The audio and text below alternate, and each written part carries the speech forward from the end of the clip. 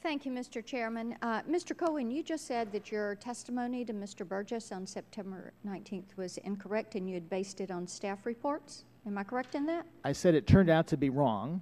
Turned out to be wrong. Turned out to be wrong. Let me ask you this then. If you're basing your testimony today on staff reports, how do we know that this is correct? I think that there has been an intense focus since October on... Have you changed your process of due diligence? Are you vetting? Are you questioning? I think we're receiving more and more thorough briefings at the leadership level. How do you know that? If what you told us in September 19th was wrong, how do you know that what you're telling us right now is correct? You know, ultimately, I have to rely on the people who work for me. I don't... You didn't fire anybody then? Are you watching them more closely now?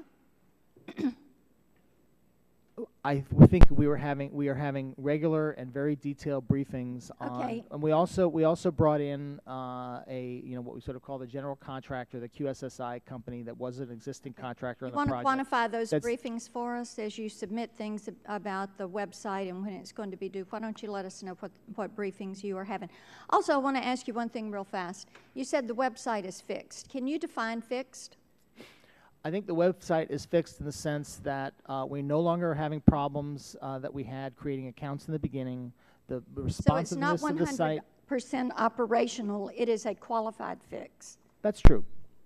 Okay, so it is fixed as an amoeba, and that's going to change as you come back to it. So let me move on. You had 3 promises in Obamacare. It was built on 3 promises. It was going to save families $2,500 a year. And the second 2 promises, one, if you like your plan, you can keep it, and if you like your doctor, you can keep it. So let me ask you this. Since the President promised that the average family would reap a premium decrease of $2,400 a year under the law, has that happened?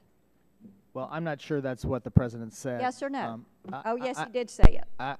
I'm not sure that's what the President said. Yes, sir, he did say that. Many Americans are able to obtain better coverage at lower costs than they were Mr. before Cohen, the Affordable Care that Act. is not what the President said, and I ask for a yes or no answer. Let me move on. The President said if you like your plan, you can keep it. Has he kept that promise? The law permitted insurance companies to maintain grandfathered plans in effect. That was their decision whether to continue with those plans or to change. No, sir, that was not the promise. So the President even apologized for this, and he offered some enforcement relief so that these peoples could keep the plans they liked. Is that correct? I was about to say that not all Americans were able to keep their plans because of the decisions that the industry had made, and so we announced a transitional policy that enabled more of those plans to stay in effect. How long will that transitional process last? A year? 2 years? As of now, forever? What we've announced so far is it's for a year. You know, a lot of those people couldn't keep their plans, and you talked about an Emily from Tennessee. Let me tell you about another Emily from Tennessee. Emily lives in Pulaski. Emily had coverage because Emily has lupus. And guess what? Under Obamacare, her plan was canceled. Emily doesn't have health insurance right now. She's having a tough time getting it under Obamacare.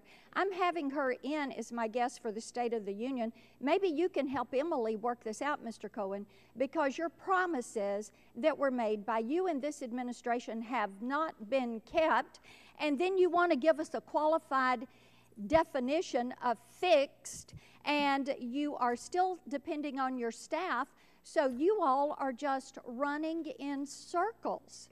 And you cannot give us definitive answers. So let me ask you this. Emily in Pulaski, she had a doctor she liked. Is she going to be able to keep that doctor even though she has no insurance? Then because of Obamacare, her insurance was canceled, and she is trying to be treated for lupus and work 40 hours a week. You know, if you will get us information about if Emily's willing, interested in talking to somebody from CMS who can help her understand what her options are, what may be available. I appreciate that very much. We'd be happy to do that. We're doing that for many. Because she is a classic victim of what has happened when the federal government stepped in and said, all these plans that you have that work for you, that fit for you, we're not going to let you keep them because we, the federal government, think we know better how you, Emily, can handle your lupus. Now that is what you have done to the American people, and when you come in here, you give us misinformation, and then when we ask you a question, you cannot be specific.